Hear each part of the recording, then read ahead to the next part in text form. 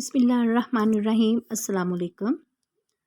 सीरतुल नबी आपको अगर पसंद आती है तो लाइक किया करें और पूरी स्टोरी ज़रूर सुना करें। सीरतुल नबी से बढ़कर तो कोई भी नहीं है दुनिया में। सुनने के लिए आप सबका बहुत शुक्रिया। अबू सुफियान बिन हारिस रज़ी अल्लाह अन्हु ने जवाब में मैदान जंग की जो कैफियत सुनाई वो ये थी, खुदा की कसम बस यूँ समझ लो कि जैसे ही हमारा दुश्मन से टकराव हुआ हमने गोया अपनी गर्दनें इनके सामने पेश कर दी और उन्होंने जैसे चाहा हमें कत्ल करना शुरू कर दिया, जिसे चाहा गिरफ्तार किया। फिर भी मैं कुरैश को इल्ज़ाम नहीं दूंगा क्योंकि हमारा वास्ता जिन लोगों से पड़ा है वो सफ़ेद रंग के थे और स्याह और सफ़ेद रंग के घोड़ों पर सवार थे। वो ज़मीन और आसमान के दरमियान फिर रहे थे। अल्लाह की कसम इनके सामने कोई चीज़ ठहरती नहीं थी। अबू राफ़े रज़ी अल्लाह अन्हु कहते हैं, ये सुनते ही मैंने कहा तब तो खुदा की कसम वो फरिश्ते थे।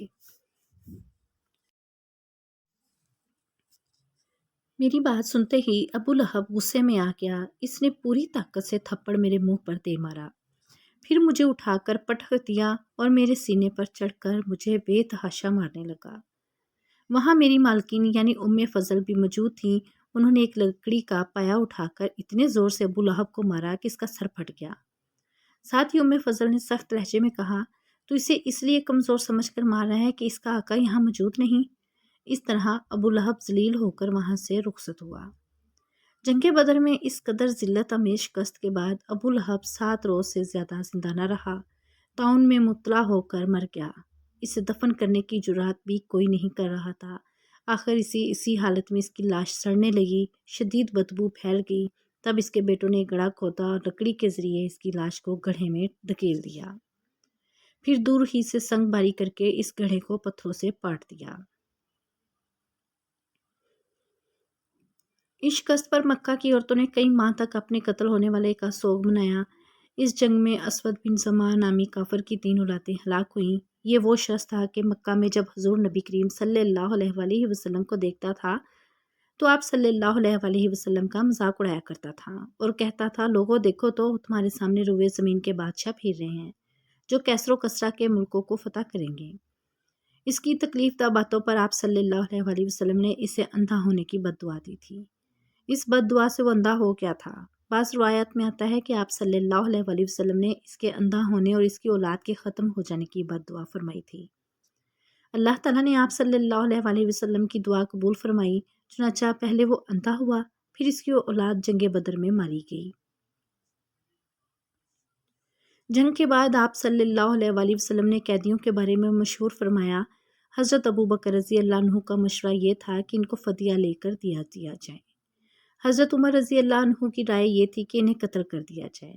आप सल्लल्लाहु अलैहि वसल्लम ने बाज़ मसलहतों के तहत हज़रत अबू बकर रज़ी अल्लाह अन्हु का मशवरा पसंद फरमाया और इन लोगों की जान बख्शी कर दी। इनसे फ़दिया लेकर इन्हें रिहा कर दिया। ताहम इस सिलसिले में अल्लाह ताला ने हज़रत उमर रज़ी अल्लाह अन्हु की राय को पसंद करते हुए सूरह अल-अनफ़ाल की आयत 67 नाज़िल फरमाई। इन आयात में अल्लाह ताला ने वाज़ह किया कि इन कैदियों को कत्ल किया जाना चाहिए था। बदर के कैदियों में हुज़ूर नबी करीम सल्लल्लाहु अलैहि वसल्लम की बेटी हज़रत ज़ैनब रज़ी अल्लाह अन्हा के खामंद अबुल आस रज़ी अल्लाह अन्हु भी थे, जो इस वक्त मुसलमान नहीं हुए थे। इस वक्त हज़रत ज़ैनब रज़ी अल्लाह अन्हा मक्का में थी। जब ज़ैनब रज़ी अल्लाह अन्हा को मालूम हुआ कि फ़दिया लेकर रिहा करने का फ़ैसला हुआ है तो उन्होंने शोहर के फ़दिया में अपना हार भेज दिया।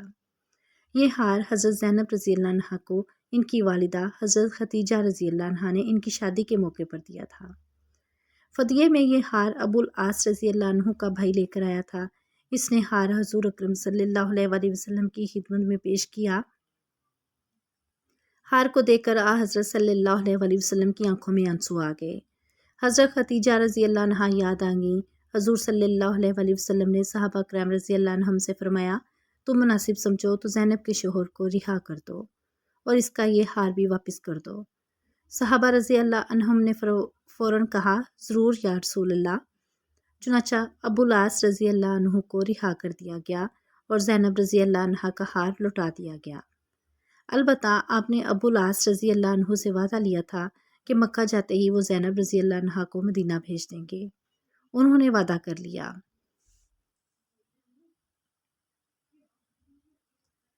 یہاں یہ بات بھی واضح رہے کہ حضرت زینب رضی اللہ عنہ کی شادی ابو العاص رضی اللہ عنہ سے اس وقت ہوئی تھی جب حضور صلی اللہ علیہ وآلہ وسلم نے اسلام کی دعوت شروع نہیں کی تھی۔ جب حضور صلی اللہ علیہ وآلہ وسلم نے اسلام کی دعوت شروع کی تو مشرکین نے ابو العاص رضی اللہ عنہ پر زور دیا تھا کہ وہ حضرت زینب رضی اللہ عنہ کو طلاق دے دے، لیکن انہوں نے ایسا کرنے سے انکار کر دیا تھا۔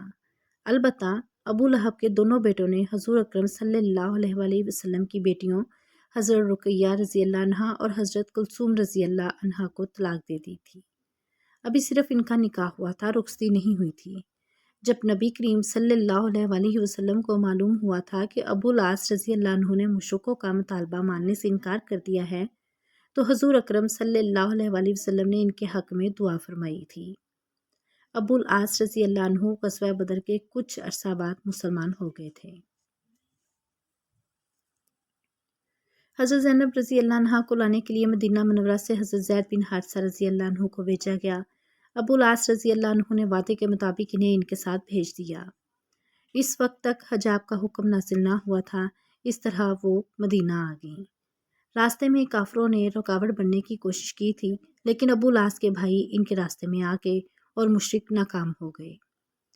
قیدیوں میں حضرت خالد بن ولید رضی اللہ عنہ کے بھائی ولید بن ولید رضی اللہ عنہ بھی تھے۔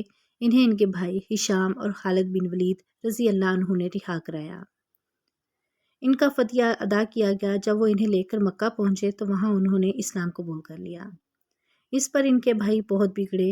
انہوں نے کہا، اگر تم نے مسلمان ہونے کا ارادہ کر لیا تھا تو وہیں مدینہ میں کیوں نہیں ہو گئے؟